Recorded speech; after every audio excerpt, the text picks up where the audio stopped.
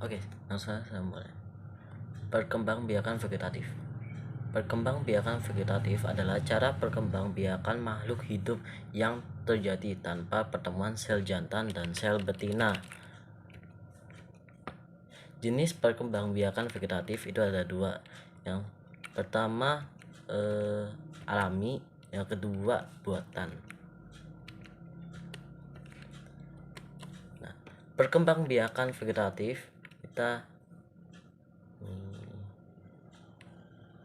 yang pertama itu ada spora, yang kedua akar tinggal, umbi lapis, umbi batang, umbi akar, tunas, dan tunas adventif, dan geragi atau stolon. Yang pertama spora. Spora, tumbuhan yang berkembang biak dengan spora adalah berbagai jenis tumbuhan paku. Spora dibentuk dan disimpan di dalam kotak spora yang disebut sporagium. Kotak spora pada tumbuhan paku terdapat pada bagian bawah daun.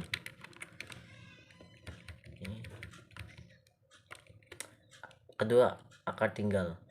Akar tinggal atau rizoma merupakan batang yang tumbuh menjalar di dalam tanah. Batang tersebut tumbuh secara mendatar dan tampak seperti akar. Ciri akar tinggal, bentuknya mirip akar, tetapi buku-buku seperti batang dan daun pada ujungnya terdapat kuncup.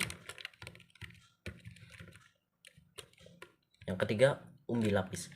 Umbi lapis adalah umbi yang berlapis-lapis dan di bagian tengahnya akan tumbuh tunas. Umbi lapis terdiri atas batang yang dikelilingi lapisan-lapisan daun yang tumbuh membengkak di dalam tanah.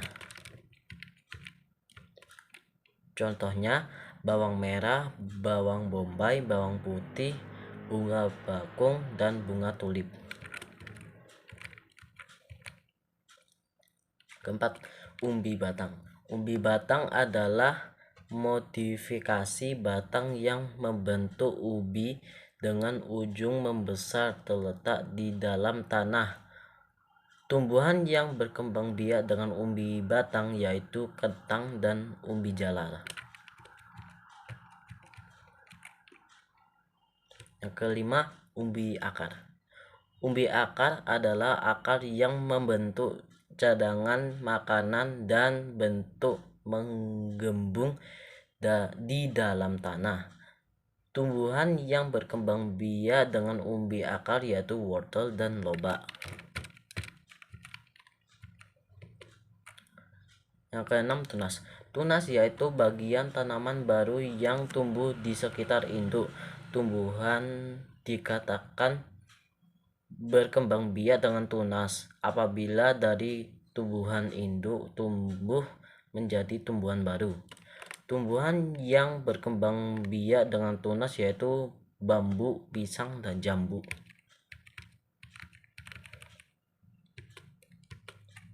Yang ketujuh, tunas adventif.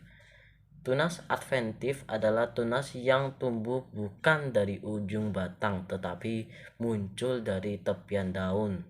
Tunas tumbuhan baru muncul dari lekukan pada tepian daun cocor bebek. Tunas tersebut akan menjadi tumbuhan baru.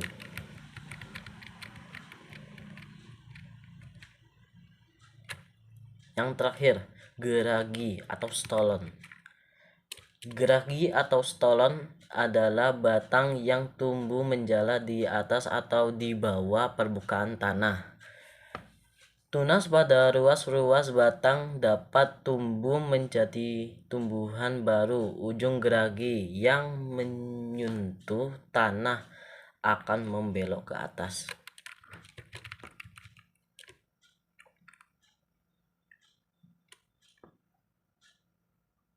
Tumbuhan bergeragi di atas permukaan tanah adalah stroberi, pegagan, dan semanggi.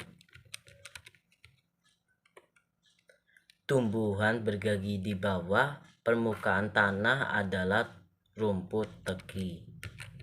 Lanjut ke perkembangbiakan vegetatif buatan. Vegetatif buatan ada cangkok, menempel atau okulasi, stek, merunduk, dan menyambung. Yang pertama, cangkok. Langkah-langkahnya yaitu memilih batang lalu dikupas, dibungkus, sehingga akar dapat tumbuh pada bagian yang dikupas tersebut.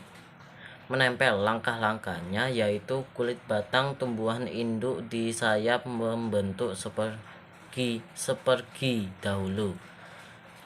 Kemudian mengambil mata tunas dari tumbuhan lain dan menempelkan pada tumbuhan yang di sayap tadi, kemudian mengikat dengan menggunakan karet atau tali.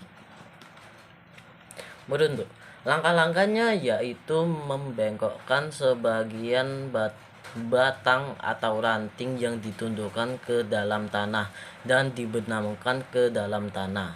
Setelah 2 minggu akan muncul akar baru dari batang yang dibenamkan. Menyambung, langkah-langkahnya memiliki tumbuhan yang akan disambung, lalu memotong batang atas tumbuhan kurang lebih 5 cm dan memotong bagian bawahnya menyerong, lalu ditancapkan, lalu dibungkus dengan koran, lalu tunggu beberapa hari. Stek batang yang pertama memotong batang, lalu ditancapkan ke tanah. Stek daun dapat dilakukan dengan cara menancapkan daun ke tanah. Stek akar, caranya dengan memotong bagian akar lalu meletakkan ke dalam media tanah dan menyiramnya setiap hari. Sekian, terima kasih.